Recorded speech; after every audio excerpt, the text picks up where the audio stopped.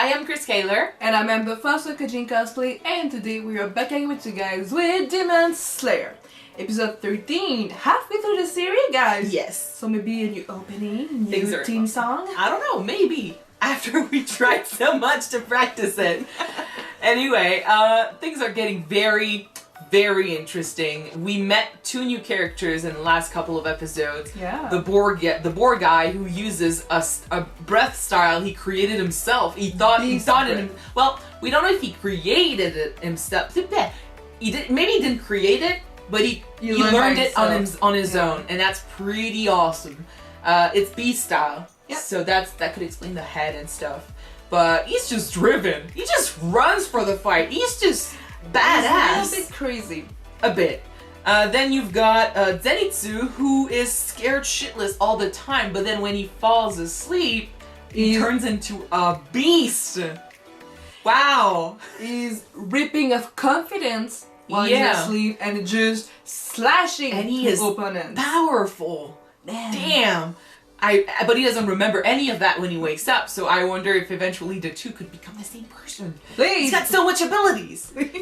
Anyway, and Tanjiro is now facing the last of the three demons in that house, trying to save the little girl and her brothers.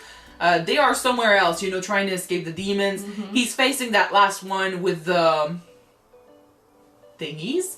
And he's trying to, he kind of analyzed it.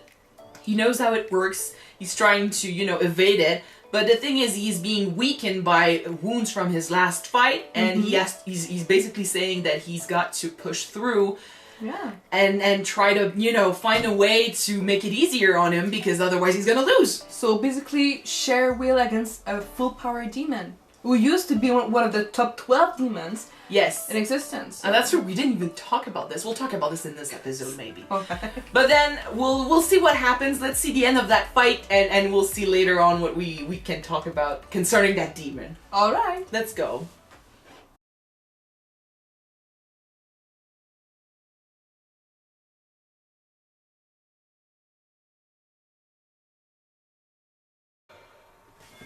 He is traumatized. And the end of it. He's traumatized by what happened to his family, so to have a guy just basically kick another one who's just, trying to do the right thing. Zenitsu reminded him of Nezuko when she protected his mom.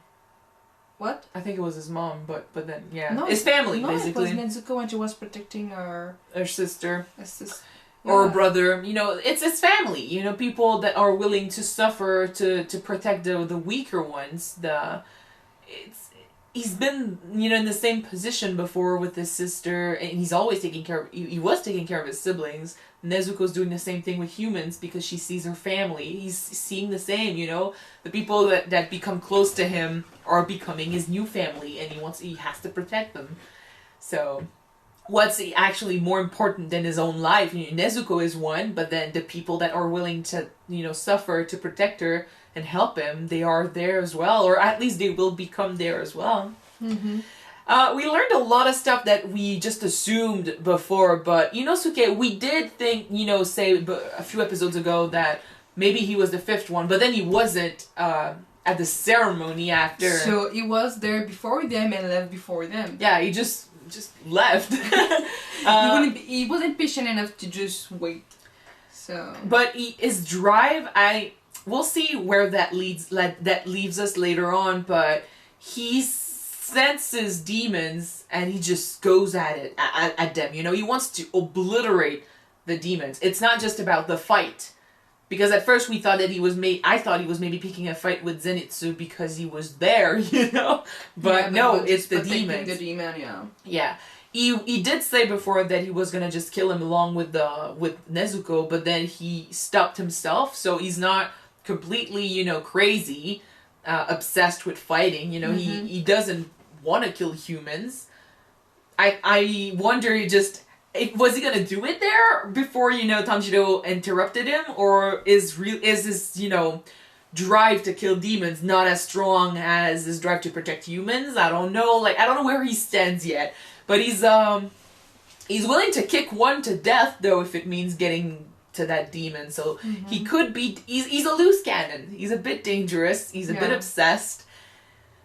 The one that really surprised me this episode, though, was Zenitsu. Zenitsu. He is very cool.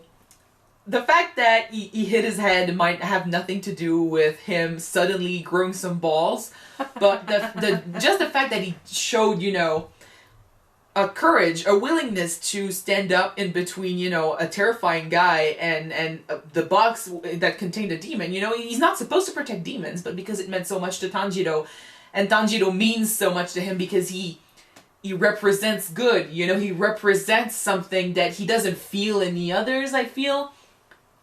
He was willing to basically suffer and go through his entire, fear and lack of courage and just, straight up weakness to protect Nezuko. So that was pretty badass. That was very different from what we saw from him in the last few episodes. It was cool. I actually really enjoyed it. It's sad to see him get beat up, but I really liked to see, he definitely was scared, but he showed courage. You might grow out of it, like grow more confident after that fight, you think?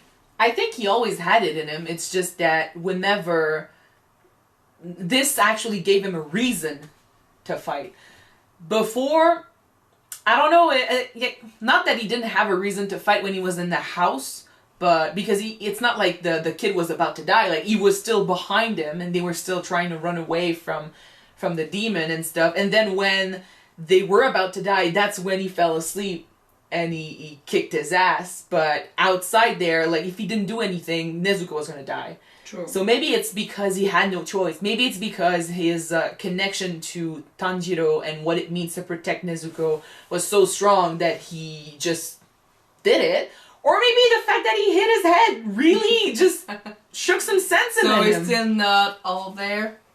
Maybe. I don't know. Maybe that's that. Like, maybe it's the fact that he has a commotion, or I don't know, that like mixed the two together. Yeah, we shouldn't laugh about it. What he showed us this episode, I gotta say, is it's amazing. It's a lot of strength of character. Mm-hmm. If he's not he is powerful physically. We saw it inside the house, but that was strength in here, and strength in here. So, and I think that because he did that for Tanjiro and his sister, I think that Tanjiro is gonna be close to him. He's gonna feel close to him, and they might stay best friends. So that would be cool. Speaking of, like, the fight, we didn't talk about that demon last episode at all, but it's interesting. Like, one thing I don't understand, though, and maybe it's just me, like, maybe I'm just being dumb, but I remember Kibutsuji saying that he reached his limit and he couldn't eat anymore. So, and that's why he was no longer part of the 12, because he couldn't get stronger. And then he was saying stuff like he needed to eat about 100 or something. Like, he needed to get to 100 and prove that he could reach that number so he could go back to being one of the 12. And by eating that would take him to 100, yeah. But then why could he... Was it Maruchi the name? Or? Maruchi? Anyway, Marachi? Anyway, that guy. But then why couldn't he eat more? Why did he have a limit? Was it too much for him? That I don't understand. Pretty sure that they don't have... C'est quoi fond en anglais déjà? Well, they don't have a limit. That's, Sorry, God. Yeah, so I'm pretty sure they don't have a limit to how many humans. A bottomless stomach. Yeah, bottomless stomach. So. But then maybe not, because he said he had a limit. So maybe there's a limit to how many humans or how strong one can become. Maybe after a certain point, it's too much for your body. Maybe. I don't know. To look into. But if the answer was in there and we just didn't understand it, just tell us. But anyway, that weirded me out a little bit. But what I understand actually is that this demon was constantly in search of validation. And he never got it from whoever that was that basically trashed his writing and, called his passion with the music, like just a hobby, like nothing serious. And then with Kibutsuji, who basically said that he wasn't good enough to be part of the 12 and kicked him out. Yeah. It was always about validation. I don't know how he turned into a demon. That was a bit weird. Like, he seemed to already be a demon before, but then, like, he still tried to write. He still tried to to show some skills and have some interest in arts. So maybe he was doing it as a demon. Like, I don't know, but he was already a demon when the guy trashed his writing.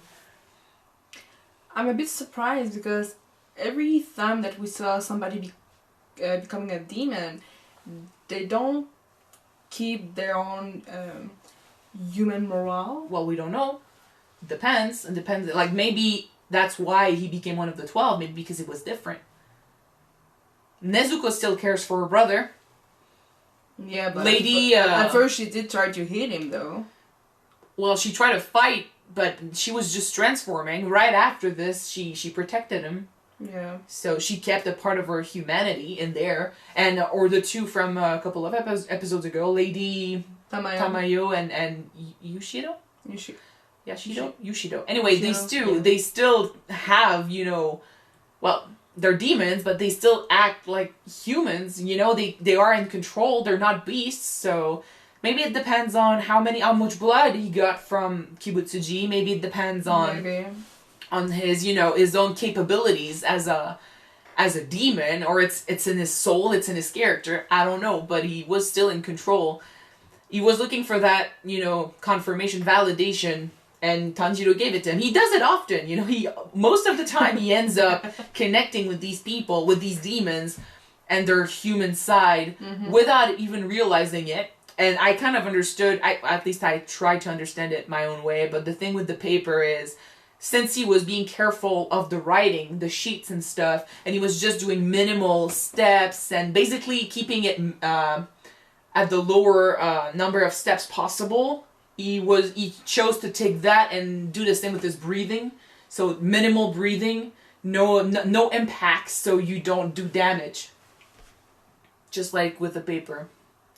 In his case, it was, strategy to beat the demon, but it turned into, oh my gosh, you recognized my writing as something important. Which he did, it's just that he didn't stop to think about it other than just, hey, someone took time to write these sheets, I should be careful. Let's not trash them. Yeah. It is art, whenever someone pours, whether it's good or bad, someone took time to write these, and someone, was passionate enough to create this story, this fiction, or this text, you should respect it. And Tanjiro is just a good person, so he respected it. Yeah. Everyone else was a piece of shit. Of good, so yeah. Everyone else was just a piece of shit. So, but that was cool. But I think Zenitsu was the biggest, the most badass moment of the episode, exactly. So we'll see that fight with Inosuke next episode. Hopefully he's called Inosuke, like I said. Like, I would sound dumb if he's not actually called Inosuke. But we'll see them fight each other. We'll try to, find peace and understanding. Like, don't kill my sister, please. There's a reason why she's in there. Okay. Yeah, let's hope. But that demon is dead. Woo!